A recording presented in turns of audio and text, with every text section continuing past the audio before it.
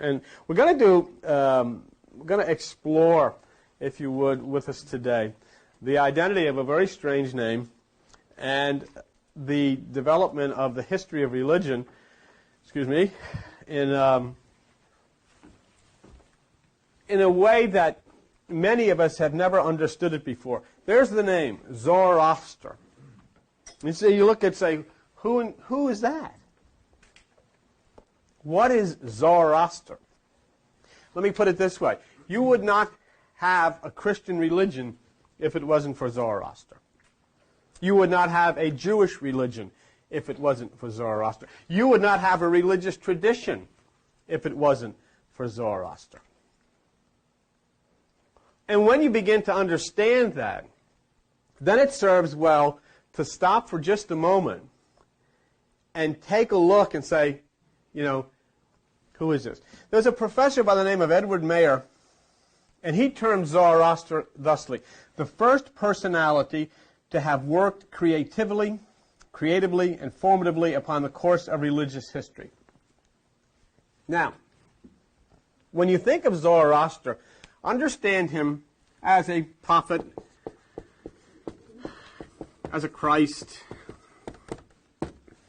a messenger of God.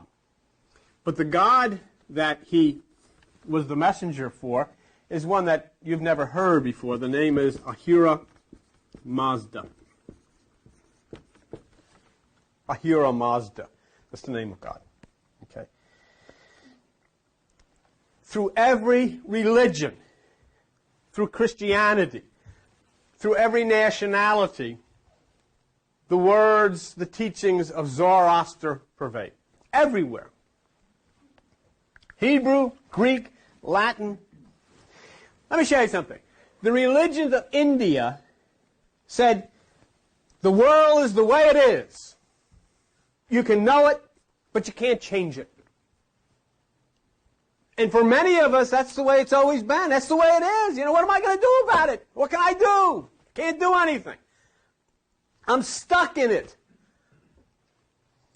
Zoroaster said, the world was corrupt, not by nature, but by accident, and the world is to be reformed by human wisdom. In other words, there is something you can do about it. You can sit, and you can go to church, and you can read Bibles, and you'll get old, and you'll die, and you've done nothing. Or you can understand and start to develop that which is the human wisdom which comes from the right side, and things can change. And it's up to you. In other words, Zoroaster said, there is a mystical power in you that can be used to change the world for the better. You want to stop the hurricanes? You want to stop the earthquakes? You want to stop all the storms that are so destructive? Everybody start thinking positively and start flowing in harmony with nature. It'll stop. And it's up to you. Zoroaster's date is kind of placed with a little bit of ambiguity, but somewhere 1,000 to 3,000 years before Jesus Christ. 1,000 to 3,000 years before Jesus Christ, there was a voice that spoke, and he spoke from Persia, which you now know as Iran. He spoke from Iran, and he impacted totally your life. And the thing is, you've gone to church all of your life, and you haven't the slightest idea who he is. Nobody ever told you about him. No preacher ever told you about him. No rabbi ever told you about him. No evangelist has ever told you about him. You went to the New Age, and you got rocks, and you got smoke, and you got feathers, but you don't know anything about him. Nobody ever told you about him. Now you sit here and say, who is this? He was the first voice that spoke out of the deserts of Iran and said that the struggle that is inherent in life is the struggle between light and darkness. Nobody said it before him. Many have said it after him. It's quoted in the Bible all the time. And you'll see people get up and stand and they'll say, well, this is a struggle between light and darkness, never knowing that this originated from Zoroaster, the Persian prince, Zoroaster, the prince of Iran, Zoroaster, the prince of Ahura Mazda. And what he said was, light pervaded, but then lies and deception came. Lies and deception came. Zoroaster was a living symbol of the truth. He thought according to the law. He spoke according to the law. He was the holiest in holiness above all the living world, the best ruling and exercising who the brightest in brightness was, the most glorious in glory, the most victorious in victory. And it says, at his sight, demons fled. That's what was said about Zoroaster. At his sight, demons fled.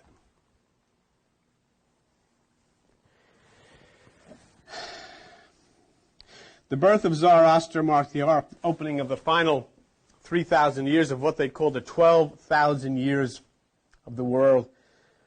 It's a time when the Messiah appears to culminate the victory over the lies and to establish the kingdom on earth. When does this happen? As you're sitting here now, you're in the age of Aquarius. Okay? It says in the scriptures, and it says in the same scriptures of Zoroaster, that at the time that the blood reaches the horse's neck, there is 1,000 years of peace. What that means is in the age of Aquarius, when the sun reaches that which is the neck of Pegasus, then all of this peace comes for 1,000 years.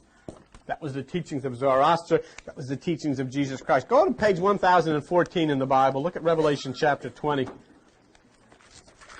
1014. Revelation chapter 20. And look at verse 6. Blessed is holy is he that has part in the first resurrection. On such the second death has no power, but they shall be priests of God and of Christ and shall reign with him 1,000 years. That was the teachings of Zoroaster. That's the teachings of your Bible. The reason that it is in your Bible is because it originated with Zoroaster. That there would be a change. Something was going to happen. And it was going to happen during the age of Aquarius, and it was going to happen when the energy of the sun touched the neck of Pegasus. Then there was going to be a change in the way you think. That's why you're sitting in here. That's why you're sitting here. That's why you're listening to me. That's why we share with one another. That's why the thoughts that come into your mind now you're not thinking the way you used to think. You're not reading the way you used to. You look at this Bible. You know what? Have you spent your whole life reading this Bible? Literally. You've spent your whole life reading this Bible literally. You believe the words that you saw in the Bible, not knowing that these words are symbolic and they're not supposed to be read literally. And so you made up all of these stories, and then you had preachers make up stories, and you got stories of fish swallowing people. There was a story in here of a fish swallowing a man. He stays in the intestines of the fish 3 days. The fish pukes, the evangelist pops out, and you bought it. You say, yeah, this is it. This is my faith. My faith is built on this. You got two English people named Adam and Eve running around in a garden somewhere with no clothes on. A snake comes, gives her an apple, she eats it, and the whole thing goes down the drain. And this is the foundation of your religion, and you wonder why everything's screwed up.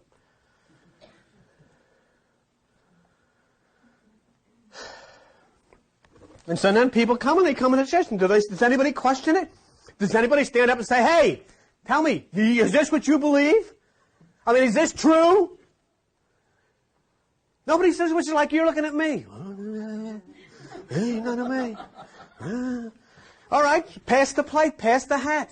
Come up, sign the card, you'll go to heaven. Because all that you've ever expected out of this thing was misery until finally you dropped dead and went to heaven. And you showed up because maybe there is such a place.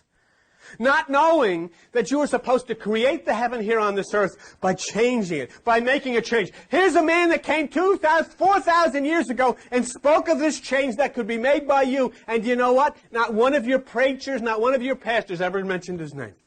You had no idea. And some guy wrote an obscure symphony somewhere, so Zarathustra. You didn't even know, never even heard of it. It's not interesting to you. It's not there was anything. Jesus Christ never said anything new. His name wasn't even Jeheshua. Never said anything new. Everything he said came from somebody else. And the person that said it before him got it from somebody else. And it all traces itself back, and you can trace it back to the very, very beginning, whenever the big burp happened and all of this stuff started coming down all over the earth. And we say, here's the answer. This is what you do. This is what you do. And so what do we do? The thing that is apparent is that all of the aspects of Christianity are the same aspects that came from Zoroaster 1 to 2,000 years before Jesus was born. What I'm saying to you is everything that you'll find in the Bible attributed to Jesus Christ originated with this strange voice that came out of Iran 1,000 to 2,000 years before Jesus was born. The influences of this prophet and Ahura Mazda are mind-boggling when you consider the impact that they had on the Judeo-Christian ethic, directly related to Zoroaster and Ahura Mazda. Let me tell you what Zoroaster was responsible for. Do you believe, I know you do, or at least the religious do, the Christians do, that Moses originated the Ten Commandments? No, he didn't. No, he did not. They were originated by a gentleman by the name of Ezra. And Ezra was the Jew who was in captivity in Babylon. And Ezra became a follower of Zoroaster and Ahura Mazda. And Ezra became proficient. Do you know that prior to coming into captivity in Babylon, God's chosen people wandered around collecting rocks?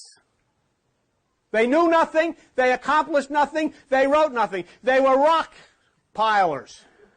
Split rocks, moved rocks, and wandered. And what did they do? I don't know where I'm going, and I'm going to get there. I'm at the promised land, here I am, I'm getting busy, where is it? And they wind up in Babylon. And you know what happened when they wound up in Babylon? They came out as scholars. They went to the pagan Babylon of Zoroaster, and the God's chosen people that were rock splitters came out of Babylon as scholars. And this one here came out with the law. And this is the Ten Commandments that you read in the Bible were authored by Ezra in Babylon under the stewardship of Zoroaster, the god Ahura Mazda, and the great king of Iran, Artaxerxes. The temple!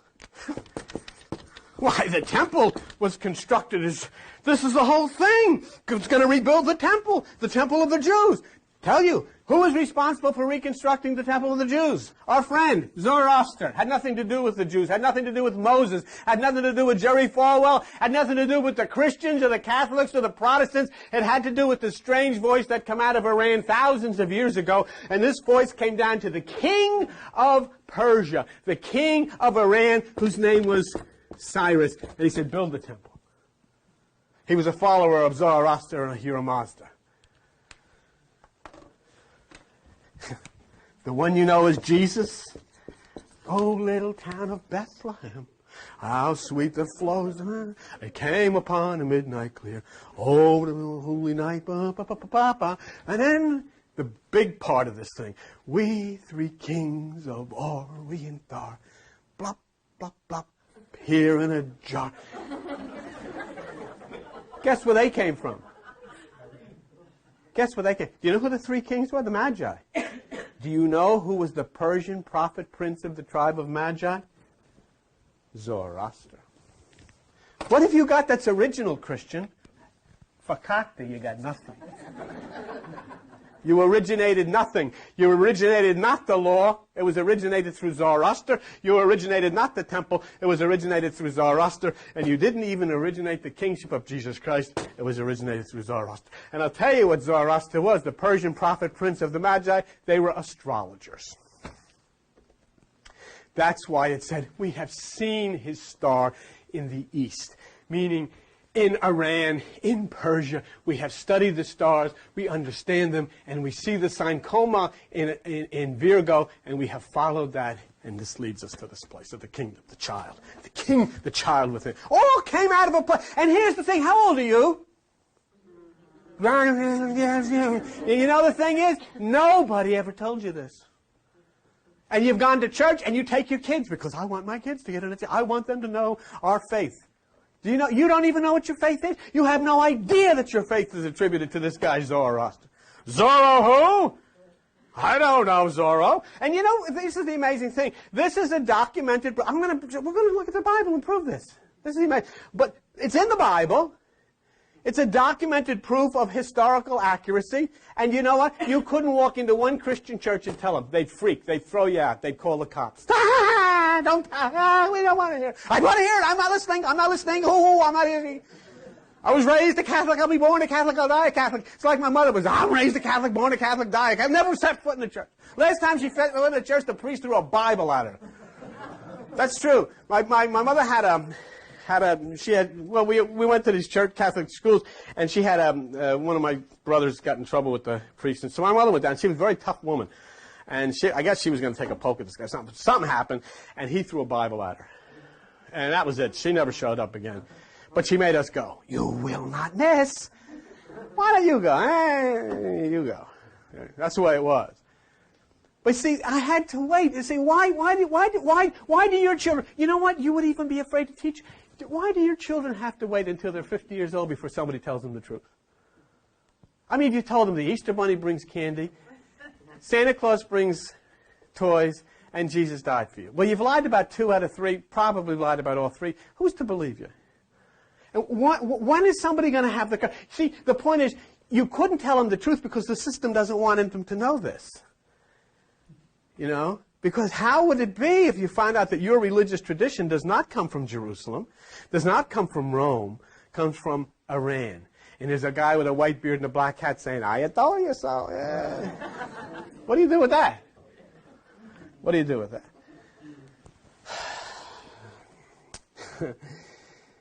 You don't have to depend on New Age bookstores to find this out either.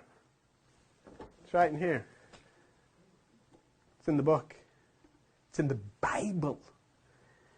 King James Bible. Did I tell you King James was a homosexual?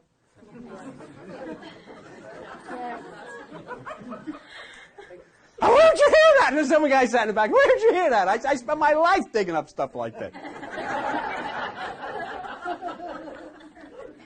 It's true. King James was a homosexual. Didn't you think the Pope should have caught on when Michelangelo was putting all those nude statues of these guys hanging out? You know. Yeah. Oh, he's all over the place. Hey, Mike, you got any with shorts? Nah. I mean, big ones, too, this guy. I think... I honestly... Did he do the stuff down at Caesar's Palace? You know what? And when you can laugh at it, when you've got the courage to laugh at this stuff, then you're free. When you've got the courage